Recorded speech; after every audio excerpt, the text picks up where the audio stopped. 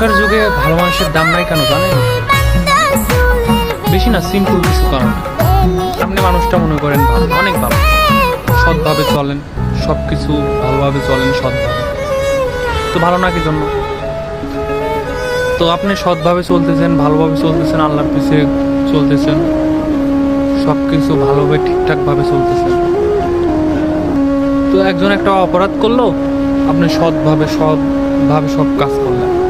Suppose আমি বলি, মনে করেন আমি একটা কিছু চুরি করছি, তো আপনি পুলিশ। আমি একটা কিছু চুরি করছি, তো আপনি সৎ। তো আমার যেটুক শাস্তি সেটুকু আমার ভোগ করা লাগবে। তো আপনি কিন্তু সৎ, যে আমার যেটুক শাস্তি, আপনাকে টাকা দিলাম, আপনি নিলেন না, গ্রহণ করলেন না, যে আপনি সৎভাবে চলেন। তো সেই সময় গ্রহণ করলেন না, তো তখন আমি আপনাকে খারাপ ভাববো, যে টাকা দিলাম, সৎ হয়েছে, এইটা হয়েছে, নানান কথা। কিন্তু আপনি কিন্তু সৎভাবে চলতেছেন।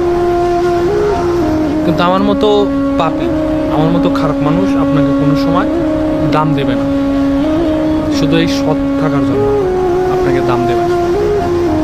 আর আপনি যদি অসৎ হইতেন, তাহলে আপনার মতো ভালো মানুষ আর কেউ নাই এই যুগে। এরকম আপনি খারাপ হন, আপনার মতো ভালো মানুষ আর পাবেন না। আপনি একটু সৎ হন, আপনার মতো খারাপ মানুষ আর এই দুনিয়ায় নেই। এটাই বাস্তব, এটাই নিয়ম। কিন্তু কথাই আছে না, ভালো মন্দর তো বিচার হয়। আপনি কষ্ট করে, কথায় আছে সব কাজ কিন্তু কষ্ট, সব কাজেই কষ্ট। আপনি সৎ থাকা, এটাও কিন্তু একটা কষ্ট। আল্লাহ এই জন্য দুইটা জিনিস বানাইছে, একটা জাহান্নাম, একটা জান্নাত। কেন জানেন? আপনি কষ্ট করে আল্লাহর ইবাদত করবেন, আর আল্লাহকে আপনাকে হাসি মুখে বলবে তুমি কবরে সব, সমস্যা নেই, ওকে, ঘুমানোই শেষ।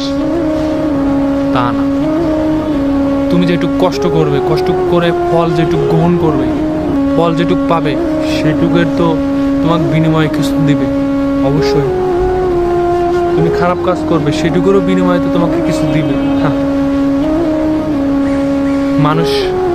মানুষ বোঝে না। মানুষ বোঝে আমার টাকা আছে, আমি যা খুশি তাই করব।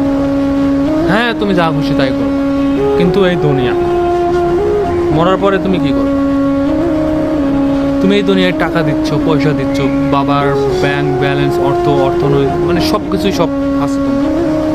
যখন মরবা তখন তো তোমার শুধু হালকা একটু এরিয়া। আচ্ছা, আমি ভাবলাম 1 কাঠা, সবার ক্ষেত্রে 1 কাঠা হয় না। আমি সাপোজ ভাবলাম 1 কাঠা এরিয়া দিয়ে তোমাকে ওইখানে ঘুমায় রাখছে, 1 কাঠা, শুধু ওইটুকু। তুমি ওইখানে তোমার মা বাপ 14 গোষ্ঠী, কেউ কিন্তু কোনো জবাব বা কোনো কিছু কথাবার্তা কোনো কিছু বলতে